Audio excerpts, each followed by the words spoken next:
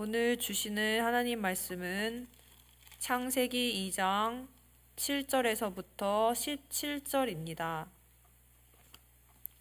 창세기 2장 7절에서부터 17절 말씀 함께 봉독하시겠습니다. 여호와 하나님이 땅의 흙으로 사람을 지으시고 생기를 그 코에 불어 넣으시니 사람이 생명이 되니라. 여호와 하나님이 동방의 에덴의 동산을 창설하시고 그 지으신 사람을 거기 두시니라. 여호와 하나님이 그 땅에서 보기에 아름답고 먹기에 좋은 나무가 나게 하시니 동산 가운데에는 생명나무와 선악을 알게 하는 나무도 있더라. 강이 에덴에서 흘러나와 동산을 적시고 거기서부터 갈라져 네 근원이 되었으니 첫째의 이름은 비손이라. 금이 있는 하윌라 온 땅을 둘렀으며 그 땅의 금은 순금이요 그곳에는 베델리엄과 호마노도 있으며 둘째 강의 이름은 기온이라. 구스 온 땅을 둘렀고 셋째 강의 이름은 히데겔이라. 아수르 동쪽에 흘렀으며 넷째 강은 유브라데더라. 여호와 하나님이 그 사람을 이끌어 에덴 동산에 두어 그것을 경작하며 지키게 하시고 여호와 하나님이 그 사람에게 명하여 이르시되 동산 각종 나무의 열매는 네가 임의로 먹되 선악을 알게 하는 나무의 열매는 먹지 말라. 내가 먹는 날에는 반드시 죽으리라 하시니라. 아멘. 오늘은 창세기 2장을 토대로 하나님이 사람을 지으시고 라는 제목으로 말씀을 나누겠습니다. 1장과 2장은 모두 창조 이야기입니다. 그러나 오늘 본 2장은 하나님이 만드신 피조물 중에서 사람 창조하신 것을 구체적으로 다루고 있습니다. 사람을 만드신 것이 다른 피조물들과 어떻게 다르며 왜 특별하게 지으셨는지에 대해서 세 가지로 말씀을 나누고자 합니다. 첫 번째로 하나님은 사람을 생명이 되게 하셨습니다. 이를 통해서 하나님과 교제할 수 있는 존재로 만드셨습니다. 7절에 보면 여호와 하나님이 땅의 흙으로 사람을 지으시고 생기를 그 코에 불어넣으시니 사람이 생명이 되니라고 말하고 있습니다. 동물이나 사람이나 모두 흙으로 지어졌습니다. 하나님이 6일 동안 말씀으로 세상을 창조하셨을 때 땅이 동물이나 새 그리고 사람은 모두 흙으로 만드셨습니다. 2장 19절에 보면 여호와 하나님이 흙으로 각종 들짐승과 공중의 각종 새를 지으시고 라고 말씀하셨습니다. 그러나 다른 점이라고 하면 사람에게는 직접 생기를 그 코에 불어넣으셔서 이름하여 생명, 곧 살아있는 영이 되게 하신 일입니다. 생기, 곧 살아있는 숨, 혹은 생명의 숨을 아담의 코에 불어넣으셨더니 흙 혹은 티끌 덩어리와 같던 육체가 생명으로 표현이 됩니다. 여기서 말하는 이 생명을 히브리 원어로 보면은 네페시 하야라고 하는데요. 여기서 말하는 네페시라는 단어는 숨 쉬는 것이라는 뜻이지만 이것이 사람에게 쓰였을 때는 영 혹은 혼으로 번역을 할 수도 있습니다. 그리고 여기서 말하는 하야라는 말은 또한 살아있는 생명이라는 뜻을 가지고 있습니다. 그래서 네페시 하야라는 단어를 살아있는 영 혹은 살아있는 영혼이라는 표현으로도 가능합니다. 이를 또 헬라어로 번역한 것을 보면은 보통 푸시케 곧 사람의 마음, 사람의 감정, 혼을 뜻하는 단어로 해석을 많이 하고 있는데요. 본래 숨쉬는 이라는 이 네페시의 단어와 같은 뜻을 가진 단어는 푸뉴마입니다. 그리고 학자들도 창세기 2장 본문에 나오는 이 생영, 살아있는 영을 헬라어로 해석함에 있어서 푸뉴마로 할 것인가, 푸시케로 할 것인가에 대해서 많이 얘기를 하고 있습니다. 그러나 이 두 단어의 공통점은 사람 속, 곧 육체에 속하지 않는다는 것입니다. 특별히 사람의 영은 결코 흙에서 올 수 없으며 영이신 하나님께로부터 왔음을 기억을 해야 합니다. 사람이 단순히 육체적으로 호흡하는 동물이 아니라 하나님의 숨으로 생명을 얻게 된 존재로서 영과 혼을 가지고 있다는 것을 정리하고 증언하고 있는 것은 신약성서에서 잘 드러나 있습니다. 데살로니가 전서 5장 23절에 이르기를 평강의 하나님이 친히 너희를 온전히 거룩하게 하시고 또 너희의 온 영과 혼과 몸이 우리 주 예수 그리스도께서 강림하실 때에 흠없게 보존되기를 원하노라 하고 사도 바울은 이야기하고 있습니다. 영, 혼, 육 세 가지로 분명히 이야기하고 있는 것입니다. 여기에 쓰인 단어의 번역을 보면 영은 헬라어 푸뉴마로 되어 있고 혼은 푸시케로 되어 있습니다. 즉 이 사도 바울의 글을 볼 때에 인간은 단순히 동물과 같이 흙으로만 된 것이 아니라 소멸하지 않는 하나님의 숨으로부터 온 영원한 생명을 부여받았고 우리는 그것을 영 혹은 영혼이라고 볼 수 있겠습니다. 이 둘 사이에 분명 사람의 이해로는 구분되지 않는 점들이 있을 수 있지만 다른 피조물들과 구별하여 하나님께서 만드셨다는 것을 기억해야 할 것이고 또 그 사람은 육으로만 살 것이 아니라 영원히 살아야 하고 그 존재를 통하여 영적인 하나님과의 교제를 할 수 있는 그 특권을 기억해야 할 것입니다. 곧 영적인 존재로 부르심을 받았다는 것은 하나님과의 사귐 그리고 하나님과의 연합에 있습니다. 이 주제를 오늘 다 나눌 수 없겠지만은 우리의 영의 근원이 하나님께 있다는 것을 우리가 다시 한번 상기하기를 바랍니다. 두 번째로 인간이 다른 피조물과 다른 점은 하나님의 형상을 따라서 일하고 그 일을 통하여 하나님께 영광을 돌리도록 사명을 부여받았다는 점입니다. 1장 26절과 27절에 말하기를 하나님이 이르시되 우리의 형상을 따라 우리의 모양대로 우리가 사람을 만들고 또 하나님이 자기 형상 곧 하나님의 형상대로 사람을 창조하시되 라고 말하고 있습니다. 어떤 점이 하나님의 형상을 닮았나 사람이 어떤 점이 하나님을 닮았나는 다양한 분야에서 말을 할 수 있겠지만 특별히 오늘 본 2장에서 말하는 점은 사명을 감당하는 모습에서 잘 나타나 있습니다. 2장 15절에 보시면 여호와 하나님이 그 사람을 이끌어 에덴 동산에 두어 그것을 경작하며 지키게 하시고 라고 말하고 있습니다. 곧 아담에게 주어진 사명은 경작하고 지키는 일이었습니다. 하나님께서 사람을 지으시고 에덴이라는 비옥한 땅에 특별히 두셨습니다.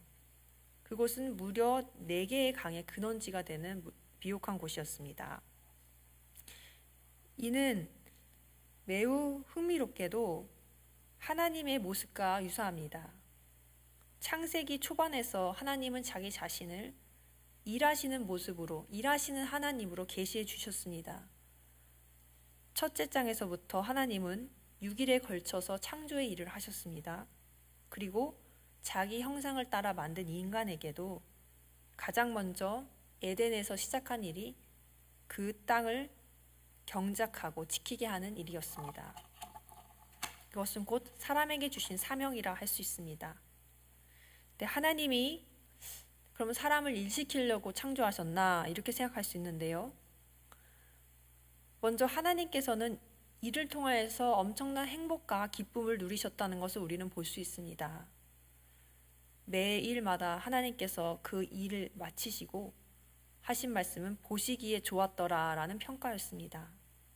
곧 일이라는 것은 사람에게 행복과 기쁨을 주고 보람과 자신감을 주는 통로였음을 알 수 있습니다.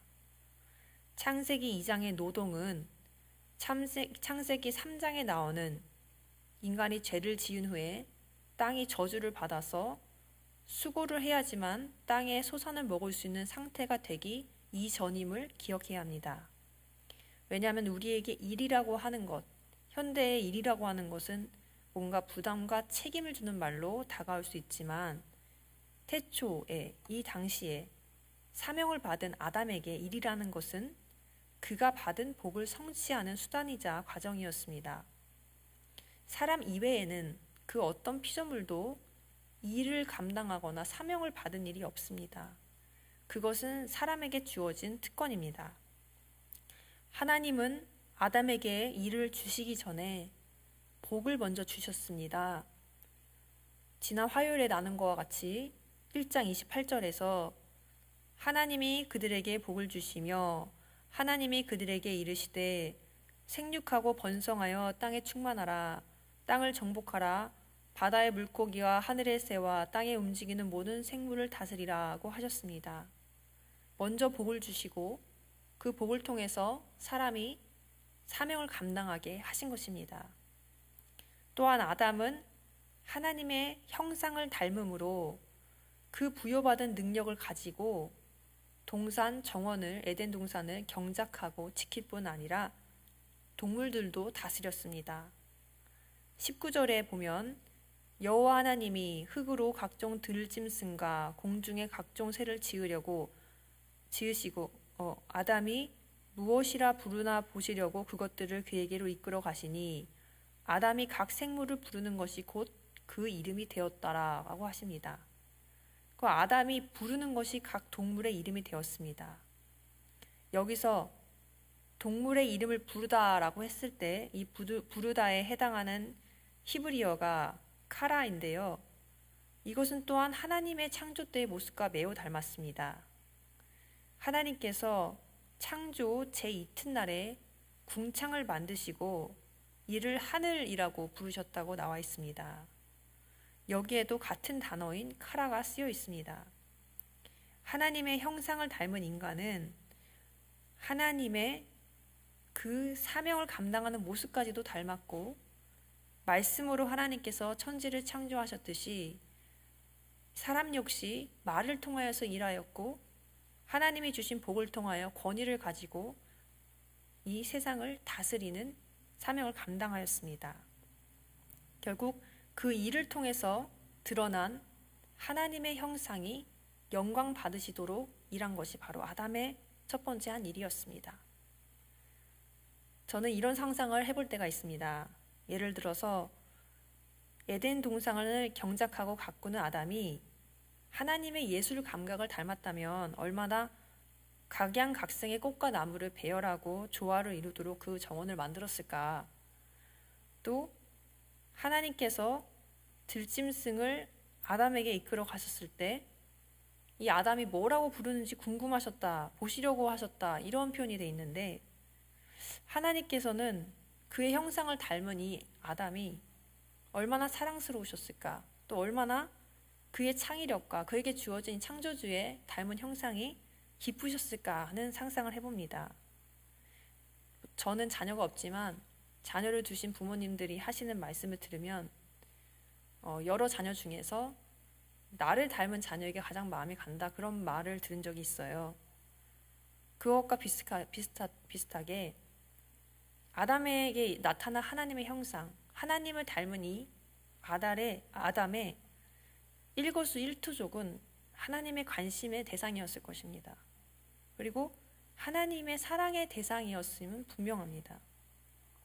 이렇듯 하나님의 형상을 닮은 우리도 우리의 삶의 모든 영역에서 하나님의 형상이 회복되어 하나님을 드러내고 그의 영광을 나타내는 삶이 되기를 예수님의 이름으로 축원드립니다. 세 번째로 다른 피조물과 사람이 다른 점은 하나님께서 주신 생명과 사망에 대한 법을 받았다는 점입니다. 2장 9절에 여호와 하나님이 그 땅에서 보기에 아름답고 먹기에 좋은 나무가 나게 하시니 동산 가운데에는 생명나무와 선악을 알게 하는 나무도 있더라. 또 17절에 이르시기를 선악을 알게 하는 나무의 열매는 먹지 말라. 내가 먹는 날에는 반드시 죽으리라 하시니라고 하십니다. 이 법의 역할은 무엇입니까? 첫 번째는 아담에게 동산을 거들고 동산을 다스리고 일을 할 때에 매일마다 보이는 그 중앙에 있는 생명나무와 선악과를 통해서 자기 자신의 위치를 알고 하나님이 누구신지를 알고 그를 경외하고 예배하게 하신 일입니다. 선악과를 제외하고는 동산에 있는 모든 나무를 먹어도 된다고 허락을 받았습니다. 특별히 선악과 옆에 있는 생명나무는 육신을 입은 아담에게 있어서 매우 중요한 열매였을 것입니다. 그랬기에 생명나무의 열매를 줄곧 먹었을 것이고 그 옆에 있는 선악과 역시 자주 보았을 것입니다. 그렇다면 이 선악과와 생명나무를 통해서 하나님께서 하신 일이 또 무엇인가요?